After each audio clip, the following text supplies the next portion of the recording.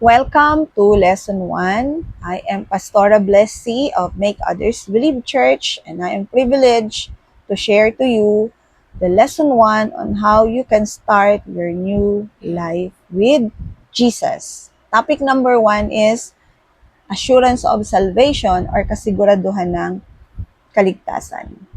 Ang kaligtasan ay mabuting balita na kaloob ng Diyos sa sangkatauhan. Ito ang pinakamatinding pagpapahayag ng kanyang pag-ibig para sa bawat isa. Siya ay namatay para sa atin at inalay ang kanyang buhay, kaya tayo ay naligtas mula sa ating pagiging makasalanan. Nagkaroon tayo ng kagalingan, bagong buhay na kaisa ni Kristo, kalayaan sa tanikala ng kadiliman, kasalanan at sumpa. Tayo ay pinatawad sa ating mga kasalanan sa pamamagitan ng dugo ni Jesus at biyaya na hindi nararapat para sa atin dulot ng pag-ibig ng Diyos na makapangyarihan sa lahat. Ito ay nagbigay sa atin ng karapatan na maging anak niya at magkaroon ng buhay na walang hanggan. Sabi sa Juan chapter 3 verse 16, sapagkat gayon na lamang ang pag-ibig ng Diyos sa sanlibutan na binigay niya ang kanyang anak, tanging anak, upang ang sinuman sa kanya'y sumampalataya ay hindi mapahamak, kundi magkaroon ng buhay na walang hanggan. So, dahil nanalig ka na kay Kristo Jesus, dahil tinanggap mo siya bilang Panginoon mong, sariling Panginoon, personal na Panginoon, at tagapagligtas, ikaw ngayon ay nagkaroon na ng buhay na walang hanggan. Nanalig ka na namatay siya sa krus para sa iyo at muling nabuhay. At tinanggap mo siya.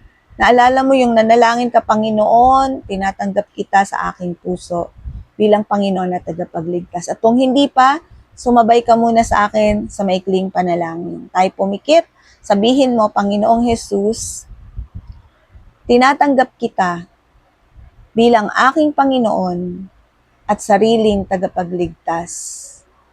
Binibigay ko sa iyo ang kapangyarihan na ako ay pamahalaan mula ngayon hanggang sa dulo ng aking buhay. Pasok ka, banal na Espiritu, sa aking puso. Ito ang aking panalangin sa pangalan ni Jesus. Amen. Manatili tayo sa panalangin. Panginoong Diyos, samahan mo po ako, samahan mo kami ng nag-aaral ngayon sa iyong salita. Mangusap ka, magpahayag ka, magbigay ka ng mga revelasyon at magbigay ka ng liwanag sa puso at isip ng mga manonood ng video na ito, ng mga nasa training. Salamat sa iyo, Lord. Pinupuri ka namin at dinadakila sa makapangyarihang pangalan ni Jesus. Amen and amen. Okay? So, ang pagtanggap kay Jesus bilang Panginoon at tagapagligtas, ang tunay na nagpasya na maging tagasunod niya. Okay? Ito yung tunay na pagpasya. No? Kapag tinanggap mo na si Jesus, sinabi mo pang ikagaya kanina, nanalangin tayo, ito yung tunay na pasya o pagpasya or decision na maging tagasunod niya at ang tamang simula sa pakikipagrelasyon sa Diyos. So, yung pagtanggap natin kay Diyos, kay Jesus, at pagpapapasok natin sa Kanya sa ating puso, yun ang simula. Yun ang tamang simula ng pakikipagrelasyon natin sa Diyos. Ang ating relasyon sa tunay na Diyos na nagligtas sa atin sa maling buhay, saan tayo niligtas? Sa mali nating buhay, sa maling landas, at sa impyerno, na kung saan dapat natin maranasan ang kabayaran ng ating mga kasalanan. Sapagkat sinabi sa Roma 6:23 na kamatayan ang kabayaran ng kasalanan. Sa pamamagitan ng dugo at pag-ibig ni Kristo, tayo ay napatawad na. Kasi, di ba kamatayan ang kabayaran? So, si Jesus na ang nagbayad. Siya na yung namatay para sa iyo, para sa akin, at para sa lahat. Okay? So, dahil bayad na, di mo na kailangan magbayad. Di ba? Parang utang. Nangutang ka ng 1,000. Tapos nagbabayad ka, sabi nung inutangan mo, huwag ka na magbayad kasi bayad ka na. Ha? Sino nagbayad? Pumunta dito yung kaibigan mo, binayaran na niya. Eh, di ba, bayaran pa kita. Eh, hindi, bayad ka na. O, di ba? So, ganun din yung kasalanan natin. Hindi mo na kailangan bayaran kasi bayad na. Ano na lang ang kailangan mong gawin? Sumampalataya. Kaya sabi sa Juan chapter 3 verse 16, na sino man ang sumampalataya sa Kanya. So, pag sumampalataya ka kay Jesus, ay magkakaroon ka na ng buhay na walang hanggan. Maliligtas ka na sa kamatayan. You receive life instead of death. Amen ba? Binabati ka namin ng sa iyong bagong buhay na pinili, ikaw ang pumili niyan kasama si Kristo Jesus, na kailanman ay hindi ka iiwanan o pababayaan. Yung pinili mong Diyos, si Jesus, yung pinapasok mo sa buhay mo bilang Panginoon na tagapagligtas, ang assurance sa atin, hindi ka niya iiwanan, hindi ka niya pababayaan. Okay? Makakasama ka na, makakasama mo siya ng walang patid sa araw-araw kasi nasa na siya? Andiyan na siyang nananahan sa iyong puso. Amen ba? Nananahan na sa iyo ang Diyos. Ano pang sabi dito? Makakaasa ka. Di ba? Sigurado 'yon. Ang pagmamahal at gabay na nasusulat sa Biblia ay palaging sapat para sa matuwid na buhay kasama si Kristo. Okay? Ano sabi? Ang pagmamahal at gabay na nasusulat sa Biblia. So, napakahalaga ngayon ng Biblia. Kasi ang Bible, ang ating patnubay at gabay, ang mga nakasulat doon. Kasama ng banal na Espiritu Santo na nananahan na ngayon sa buhay mo. You are now a temple of the Holy Spirit. Okay? Sabi sa Juan chapter 14 verse 6, sinabi sa kanya ni Jesus, ako ang daan at ang katotohanan at ang buhay. Sino man ay hindi makakarating sa Ama, kundi sa pamamagitan ko. Okay? So si Jesus, kung nasa iyo na siya, tinanggap mo na siya, so nasa tamang daan ka na. Nasa iyo na ang buhay at nasa iyo na din ang katotohanan. Kaya ito ang assurance na ikaw ay hindi na mapupunta sa kamatayang walang hanggan sa impyerno, kundi doon ka na sa buhay na walang hanggan sa piling ng Ama sa langit. No, tandaan mo, mahal ka ng Diyos. Mahal tayo ng Diyos. Ang ating kaligtasan ay bunga ng pag-ibig sa atin ng Diyos. Bunga ng pag-ibig sa ating lahat. Sinabi yun sa John 3:16, sapagkat gayon na lamang ang pag-ibig ng Diyos. So, yung pagiging ligtas mo ngayon at ligtas ko at nating lahat na nananampalataya kay Kristo ay bunga ng pag-ibig ng Diyos. No? Pagmamahal ng Diyos. Okay? So, tandaan mo yon, mahal ka ng Diyos. Kaya ka naligtas. Namatay siya sa iyo para sa iyo kasi mahal ka niya. Mahal niya tayo. Pangalawang dapat mong tandaan, tinubos na tayo mula sa ating mga kasalanan. Ang Diyos ang siyang gumawa ng paraan upang mabayaran ang ating mga kasalanan. Okay?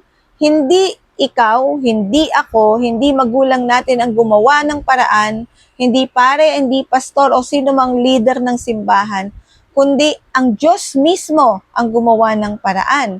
Sinabi sa Roma chapter 6 verse 23, sapagkat ang kabayaran ng kasalanan ay kamatayan. Ngunit ang kaloob ng Diyos ay na walang bayad. Walang bayad. Ang kaloob ng Diyos na walang bayad ay buhay na walang hanggan kay Kristo Jesus na Panginoon natin. Okay? So, ang ating kaligtasan ay, ang nagbayad ng kasalanan natin ay si Kristo Jesus. May bayad ng kasalanan, pero ang nagbayad, hindi ako, hindi ikaw, kundi si Kristo. Amen? So, bayad na. Hindi mo na kailangan mamatay, hindi mo na kailangan ipako sa krus, hindi mo na kailangan pahirapan ng sarili mo, hindi mo na kailangan hampas-hampasin ng katawan mo at masugatan, hindi mo kailangan maglakad ng paluhod, o anumang sakripisyo, hindi na. Kailangan mo na lang gawin ay manalig kay Kristo. At basahin ang salita ng Diyos, basahin ang Biblia para malaman mo kung anong mga kailangan mong gawin at dapat mong gawin at kung paano ka mamumuhay bilang mananampalataya ni Kristo. Huwag mo nang pagodin ang sarili mo na, huwag mo nang pahirapan, huwag mo nang parusahan dahil gawa na ni Jesus, tapos na, binayaran niya. Okay? Yung ginawa niya ay perfecto na, hindi mo kailangang ulitin. Sino ka para ulitin mo ang ginawa ng Diyos para sa'yo? Okay? So, tandaan mo, pangatlo, si Jesus ang ating tagapagligtas. Tanging kay Jesus lamang matatagpuan ang kaligtasan. Yan ay nakasulat sa Efeso chapter 2 verse 8 to 9, no? Sinabi din sa Roma chapter 3 verse 23, yamang ang lahat ay nagkasala at hindi nakaabot sa kaluwalhatian ng Diyos. O di ba? Walang nakaabot, walang karapat dapat sa Diyos. Lahat tayo nagkasala. At walang sino man na pwedeng mamatay para sa atin. Hindi yung nanay natin, hindi yung tatay natin, hindi yung pastor o pari o kung sino mang ministro natin. Si Kristo lamang ang pwedeng magligtas sa atin. At kahit ikaw hindi mo kayang iligtas ang sarili mo o kung sino mang mahal mo sa buhay. Dahil kung pwede yon, di sana hindi na si Kristo nagkatawang tao at nagpapako sa krus. At hinayaang siya ay hiyain at siya'y hubaran at siya'y hampasin. Kung may iba pang paraan. There's no other way but Jesus only. Amen?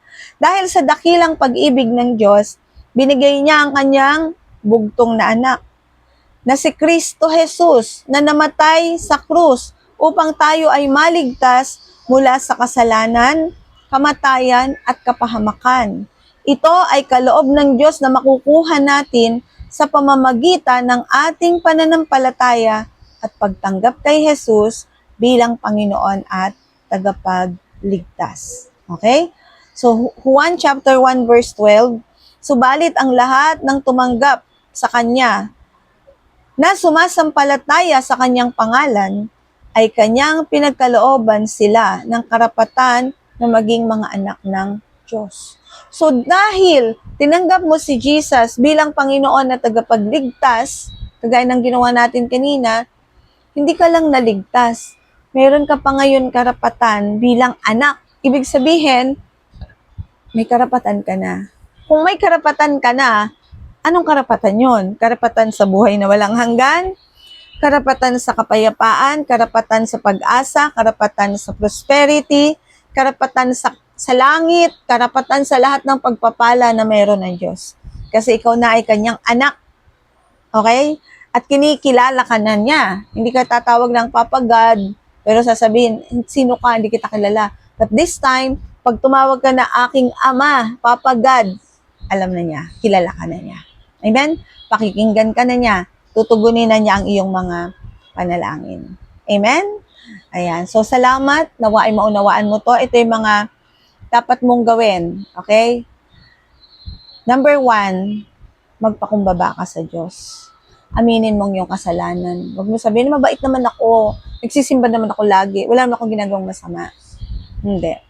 Dahil tayo, ikaw at ako, pinanganak tayong makasalanan. At hindi tayo nakakaiwas sa kasalanan. Okay? Dahil nga, para siyang mantsa sa pagkatao natin. Kaya kailangan nating lumapit sa Diyos, magpakumbaba, humingi ng tawad.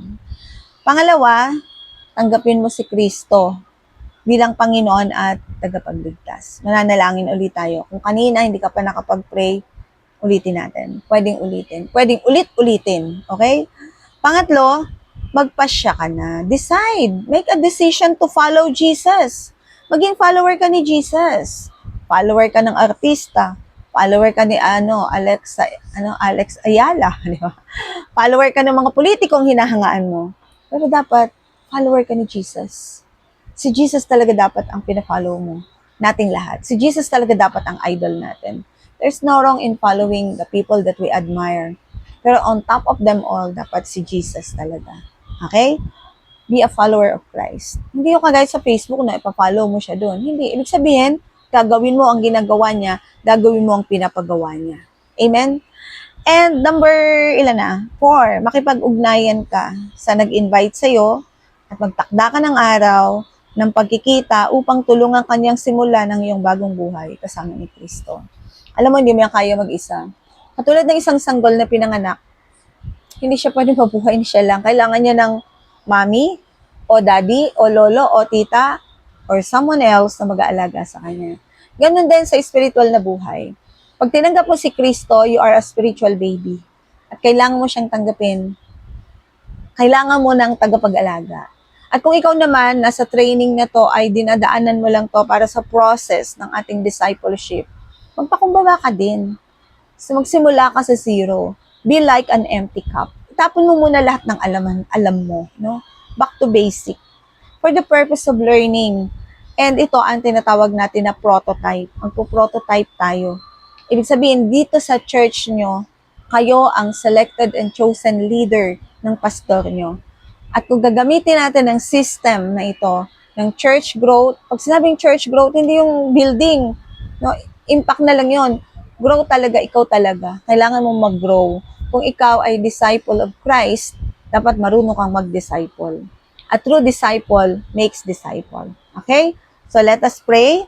Thank you, Lord. Sumunod kayo sa akin sa maikling panalangin. Close your eyes. Panginoon, sunod kayo after me ha.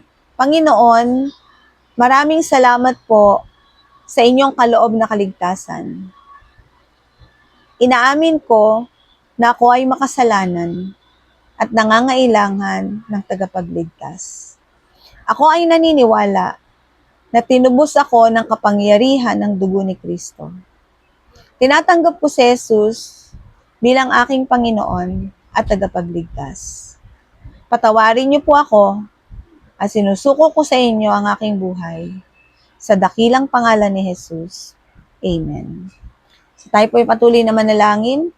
Hallelujah. Panginoong Diyos, pinapanalangin ko po ang mga trainees na ito at ang nanood, kung di man siya trainee, bago lang sa faith na to. Pinapanalangin ko po ang bawat isang nanood sa video na ito, sa lesson na ito, ay hindi lang nakarinig sa kanyang physical na tenga, kundi nakarinig din sa kanyang spiritual ears. Tumagos sa kanyang spirituality. Lumago ang kanyang pagkakilala at pag-unawa sa iyo. Magkaroon siya ng mga bagong revelasyon tungkol sa iyo. Kami ay ligtas na, siguradong ligtas, hindi dahil sa ginawa namin, kundi dahil mahal mo kami, dahil tinubos mo kami sa aming kasalanan, dahil ikaw lang ang aming tagapagligtas. Binayaran mo na ang aming kasalanan, at ito ang sigurado.